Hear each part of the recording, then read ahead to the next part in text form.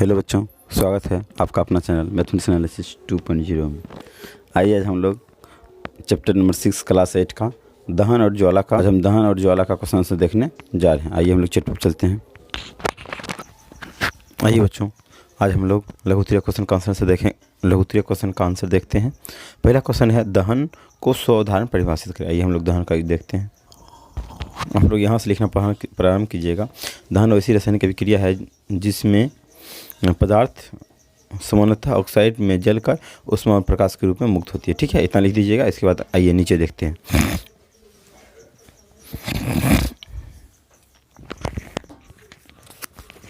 इसके बाद उदाहरण यहाँ से लिखिएगा। मैग्नीशियम का छोटा फीता या कोयले अर्थात कार्बन जलने पर वायु के ऑक्सीजन से अभिक्रिया करके अपना अपना ऑक्साइड बनाता है। आइए इसका एग्जाम्पल एक और लिख लीजिएगा।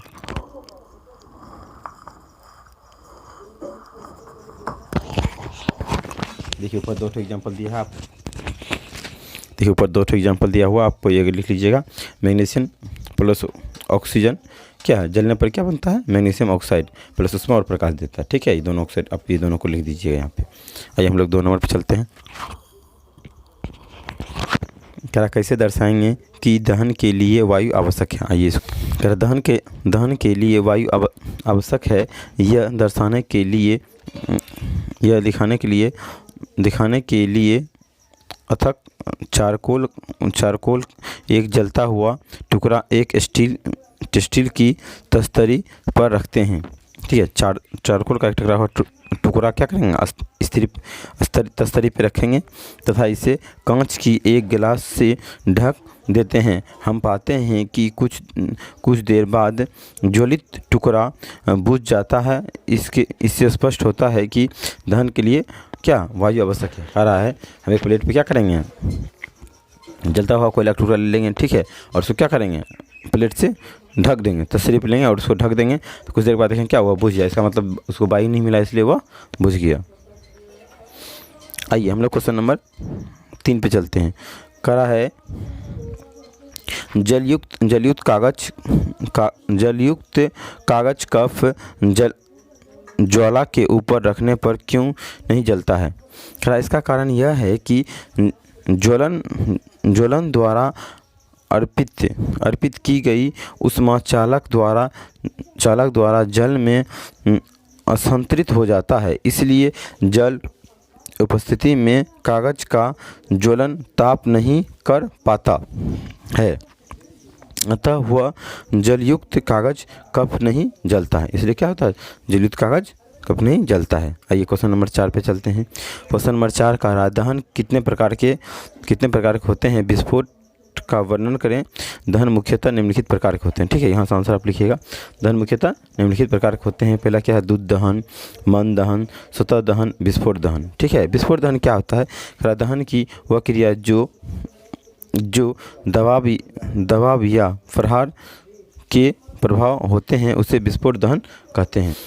आइए क्वेश्चन नंबर 5 पे चलते हैं।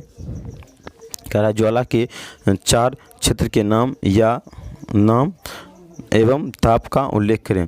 ज्वलन के 4 क्षेत्र इस प्रकार हैं। नीला क्षेत्र जो ज्वाला के तल पर तली के निकट के क्षेत्र होते हैं, नीले रंग का होता है, इसका ताप कम होता है। कह रहा है ज्वाला के दीप्त क्षेत्र दाह पदार्थ के अपूर्व दहन की दर्शाने के प्रयोग का वर्णन करें। इसके लिए हम धातु के एक प्लेट ले चिमटा से पकड़कर ज्योतिमय क्षेत्र ले जाते हैं तो इसके ऊपर निष्कर्ष निकलता है दीप्त क्षेत्र में दहन शीतल पदार्थ का पूर्ण दहन नहीं होता। इसमें क्या शीतल पदार्थ का पूर्ण दहन नहीं हो पाता है।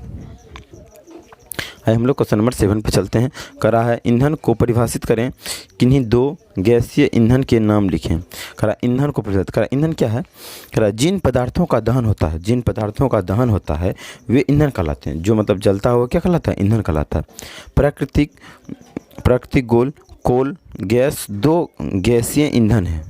करा 2 गैसीय ईंधन है जो दहनशील पदार्थ जो जलने पर कोई भी अवर्धनीय मतलब होता है अपशिष्ट, मतलब जैसे जलने के बाद अपशिष्ट पदार्थ उत्पन्न किए बिना उष्मा ऊर्जा की आपूर्ति करते हैं, उसे ईंधन कहते हैं। जैसे मतलब जैसे हम लोग पेट्रोल जलाते हैं, उससे देखिए कुछ भी निकला नहीं निकला, मतलब अपशिष्ट मतलब नहीं। जैसे हम लोग लकड़ी जलाते हैं तो अपशिष्ट रूप में क्या निकला, हम लोग को छोड़ मिलता है अपशिष्ट रूप में, ठीक है। लेकिन पेट्रोल जलाने के बाद कोयला भी जलाते हैं हम लोग, अपशिष्ट रूप में क्या उसका राख मिलता है, यहाँ पे नहीं मिलता है। जैसे ईंधन क्या कहते हैं, जो मतलब जिससे नहीं मिला, जैसे क्या हुआ पेट्रोल से मिलता है नहीं मिलता है, इसे हम लोग क्या कहते हैं, ईंधन कहते हैं। करा इस प्रकार को हम लोग ईंधन कहते हैं। क्वेश्चन नंबर 8 पे चलते हैं। करा किस प्रकार संपीड़न प्राकृतिक गैस के वाहनों में उपयोग से हमारे नगरों में प्रदूषण धारा है, व्याख्या करें। करा है किस ईंधन के लिए किलोग्राम की मात्रा को पूर्ण निकालने से प्राप्त ऊष्मा की मात्रा का उस ईंधन के ऊष्मीयमान कहते हैं। इससे जो कितना ऊष्मा निकला उसके ऊष्मीयमान कहते हैं। एक अच्छे ईंधन के लिए उसका ऊष्मीयमान उच्च होता है। एक अच्छे ईंधन के लिए क्या होता है, उसका ऊष्मीयमान उच्च होता है। हम लोग इस पीछे भी एक बार देखें। कह रहा है ऊष्मीयमान क्या है, आप देखो हम लोग पूछते हैं क्वेश्चन नंबर 9 में क्या कहता है, ऊष्मीयमान क्या है, ठीक है। कह रहा है एक अच्छे ईंधन का ऊष्मीयमान कौन होता है। कह रहा सामान्य ईंधन में सल्फर डाइऑक्साइड, नाइट्रोजन के ऑक्साइड, सल्फर ऑक्साइड इत्यादि जैसे हानिकारक उत्पादों की मात्रा अधिक होती है, जो वायु प्रदूषक के मुख्य कारक हैं। सीएनजी वाहनों के उपयोग से हमारे चारों ओर प्रदूषण घटा है। कह रहा है क्या, जैसे मतलब जितना भी वाहन यूज करते हैं उससे क्या प्रदूषण होता है। और सीएनजी आप देखिए सीएनजी वाला गाड़ी निकलने आ गया, तो सीएनजी गाड़ी से क्या होता है, प्रदूषण घटा है। उससे भी कम प्रदूषण होता है किससे, बैटरी वाला से, ई रिक्शा सबसे। आइए आगे देखते हैं।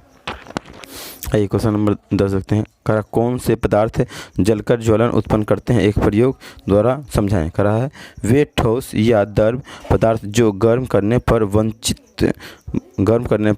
वंचित होते हैं, ज्वलन करते हैं। प्रयोग, आइए इसका प्रयोग। जिसे मतलब कहा था जिसे हम लोग को राख मिलता है उसको क्या कहेंगे, ज्वलित पदार्थ कहेंगे। आइए इसका प्रयोग देखते हैं। कह रहा है कपूर, चारकोल, लकड़ी और छोटे छोटे टुकड़े को एक एक करके मोमबत्ती की ज्वलन पर रखते हैं। हम देखते हैं कि चारकोल का टुकड़ा चमक उत्पन्न नहीं करता है और मोम ज्वलन उत्पन्न करता है, ठीक है। Thank you. आई होप आपको वीडियो अच्छा लगा हो। Please like share and subscribe कीजिए। हम लोग अगले वीडियो में दीर्घ उत्तरीय को देखेंगे।